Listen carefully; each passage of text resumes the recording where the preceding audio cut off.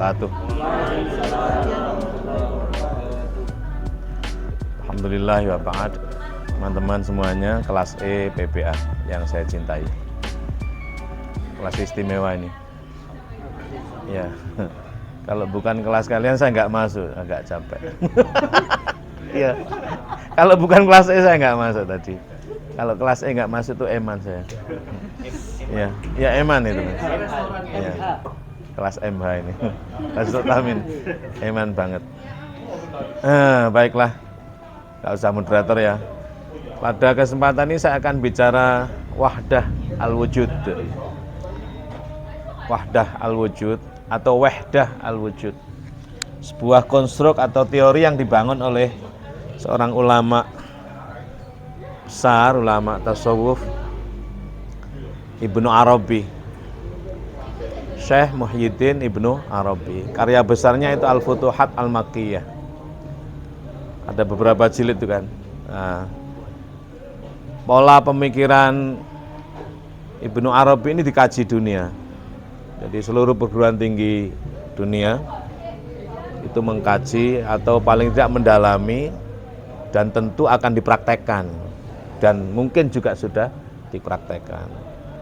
Dan puncaknya apa? Bahwa yang menjadikan debatable itu kan Ibnu Arabi itu berakhir pada bahwa semua agama itu sama. Semua agama itu sama. Tapi ini perlu penjelasan kan? Baiklah. Jadi intinya begini, wahdatu atau wahdah sama aja kan? Kalau wahdah itu lihai'ah, kalau wahdah limarrah ya. Wa fa'latun lihai'atin kajalsah. Wa fa'latun limarratin kajalsah. Wa fi'latun kajilsatin fi'latun lihai'atin kajilsah. Wa fa'latun limarratin kajalsah. Wa fi'latun lihai'atin kajilsah. Itu kan dalam alfiyah kan gitu ya. Masdar marrah itu loh. Kalau wahdah itu marrah, gitu. Jadi jalas itu jalsatan wahidatan. Nah, kalau jilsah itu hai'ah. Jalas itu jilsatan bedikrangan, misalnya bedikrang apa gitu ya. Hai'ah. Haliyah. Jalas itu metongkrong. Itu hai'ah. Haliyah itu menunjukkan hal, tapi kalau fa'lah itu marrah. Maka boleh dibaca wahdah, boleh dibaca wahdah. Kalau wahdah itu berarti pengulang-ulangan, kalau wahdah itu perbuatan. Haliyah pengulangannya seperti apa? Sebenarnya sama, satu. Baiklah, yang agak munasabah atau persis paham Ibnu Arabi di Indonesia terkenal dengan apa?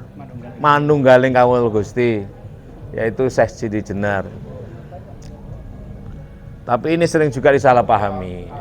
Jadi lagi-lagi kesalahpahaman atau disalahpahami sebuah konstruk teori yang sangat berpengaruh itu biasanya bukan disalahpahami, sengaja disalahpahamkan oleh penguasa.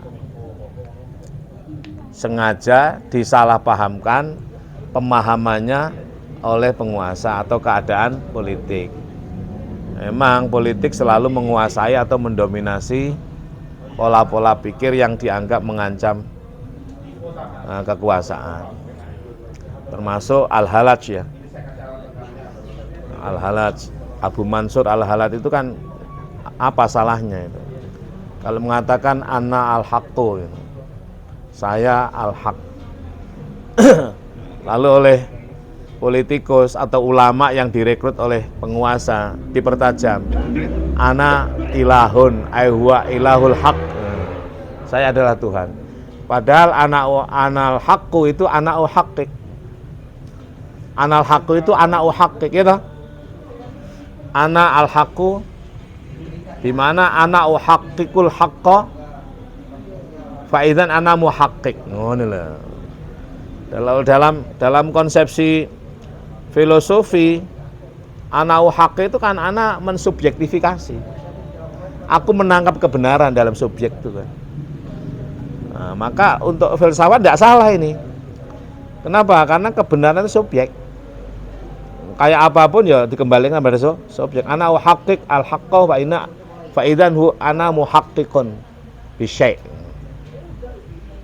Yang bahkan kalau tidak ana al-muhaqqiq ya enggak bisa kamu memahami al-haqqu mir rabbikum, gitu. Al-haqqu mir rabbikum fala takunanna minal mumtarin. Kebenaran dari Tuhanmu itu dalam surat Al-Baqarah ayat 147 ya. Kebenaran dari Tuhanmu ada pada utusannya, wujud pada dirimu.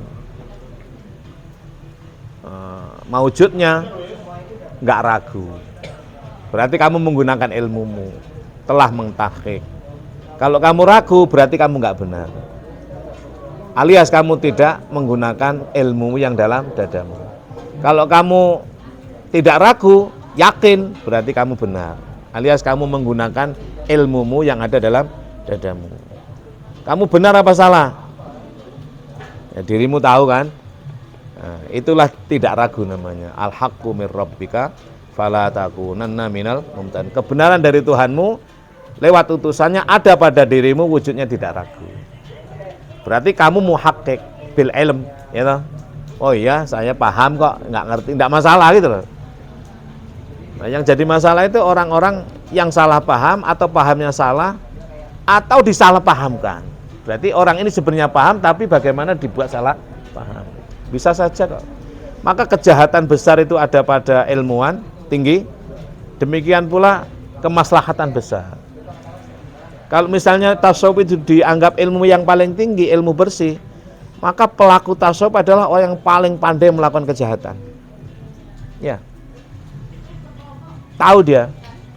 Hanya maling lah, hanya orang yang mengetahui tentang ilmu permalingan lah yang bisa maling secara hebat.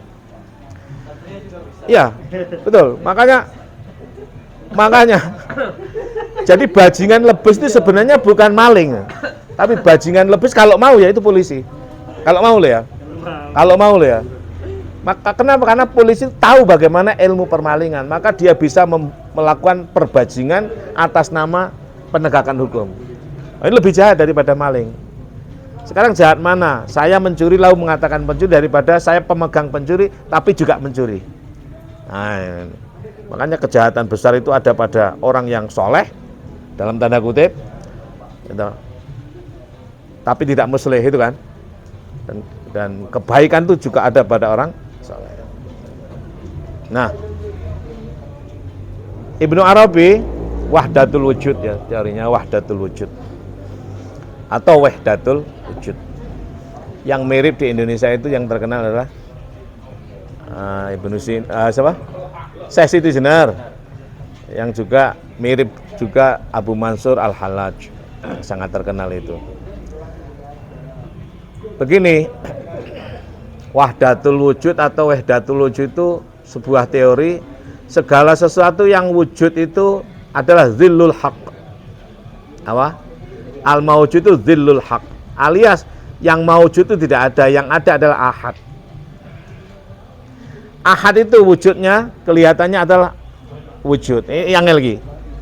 Yang ada itu al-ahad, yang wujud itu adalah zilluh. Haqiqatul wujud wal ahad. You know?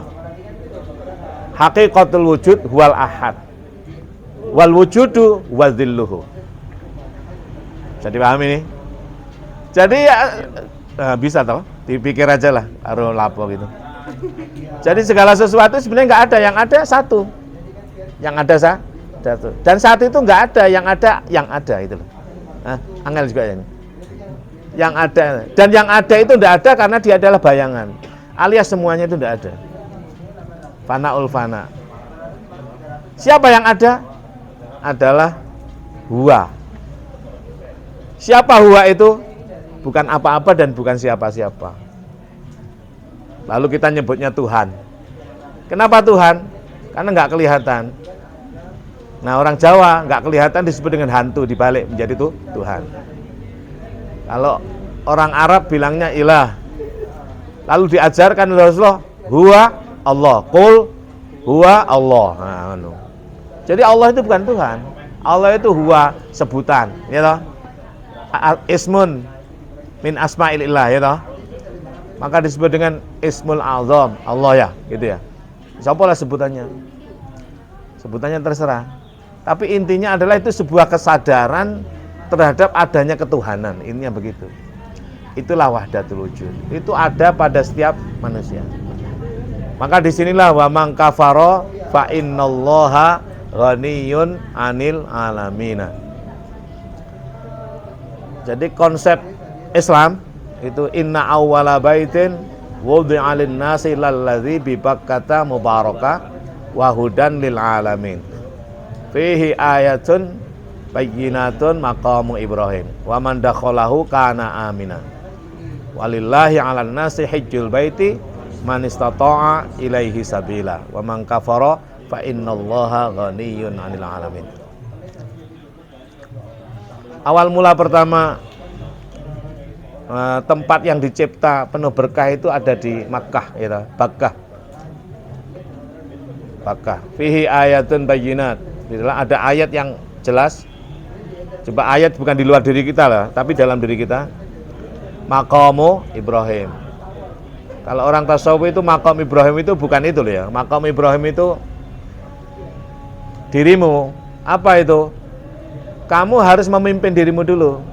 Maqam itu tempat ya, Ibrahim, itu ayah, Rahim pasukanmu itu. Apa pasukan dirimu itu? Ya penentang-penentang jahat dalam dirimu itu. Baru kamu waman dakhalahu, kamu akan menjadi man itu mausul, gitu. Masuk dalam kana amina, berjumpa dengan amin. Siapa amin? Rasulullah, ya. Rasul. Siapa Rasulullah itu? Ya dialah nur yang dicipta pertama atau diada pertama oleh An-Nuru. Maka Al-Amin itu Al-Nur. Allah itu An-Nuru, Al-Amin Al-Nur. Maka disebut dengan Nur Muhammad. Ini penafsiran Ibnu Arabi ya, lewat Yaimim. Keliru karep enggak keluran. Lewat saya loh ya. Nah, nanti baca aja bukunya kayak apa lek bulet. Ya. Karena buku itu kan dikarang dari Ibnu Arabi itu tiada hari tanpa menulis. Penamaan Al-Futuhat Al-Makkiyah pula itu oleh muridnya. Jadi pengumpulan buku itu dari lembaran-lembaran Al-Futuhat Al-Makkiyah. Atas dasar pemikiran bahwa apa Al-Futuhat Al-Makkiyah itu? Dalam dirimu itu harus ada Al-Makkiyahnya yang harus difutuh itu loh. Apa itu? Pertama Abu Jahal. Dalam dirimu kan, penolakan terhadap kebenaran. Penolakan terhadap ilmu Abu Jahal. Apakah Abu Jahal nggak percaya Muhammad Rasulullah? Percaya, tapi ditolak itu. Kedua Abu Lahab, nafsu lawwamah. Ya. Pertama adalah Ammaroh, dirimu harus difutuh, ditundukkan. Futuh Al-Makkiyah, simbolnya adalah Abu Jahal dan Abu Lahab. Abu Jahal dalam diri belum kelihatan. Maka dalam mushaf Al-Quran nggak ada surat Abu Jahal nggak ada ya, yang ada Abu Lahab. Kenapa? Abu Jahal dalam. Abu Jahal itu penolakan terhadap ilmu, pengingkaran oleh nafsu al-ammarah bisu. Itu kalau diekspresikan menjadi lahab, ya, menyala-nyala, lawamah.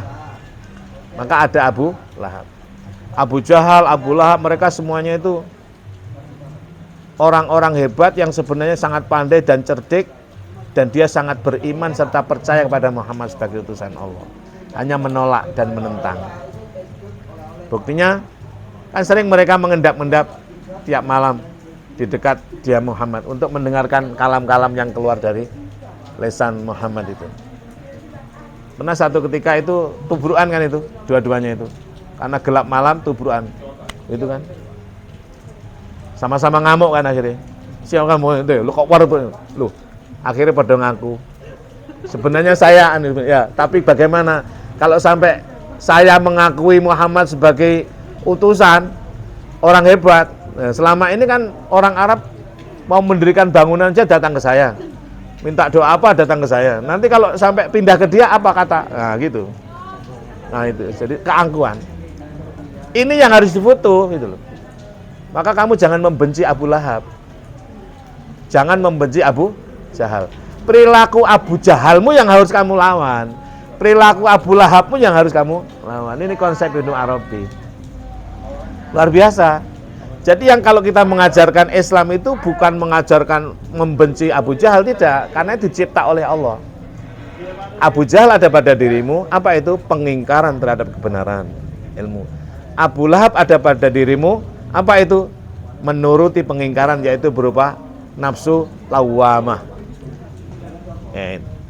Ini harus difutuh, ini makiyah, difutuh makiyah. Makiyah ini dikalahkan, ditundukkan. Agar supaya apa? Agar supaya mulhamah. Apa mulhamah itu? Simbolnya Abu Bakar As-Siddiq. Simbolnya itu.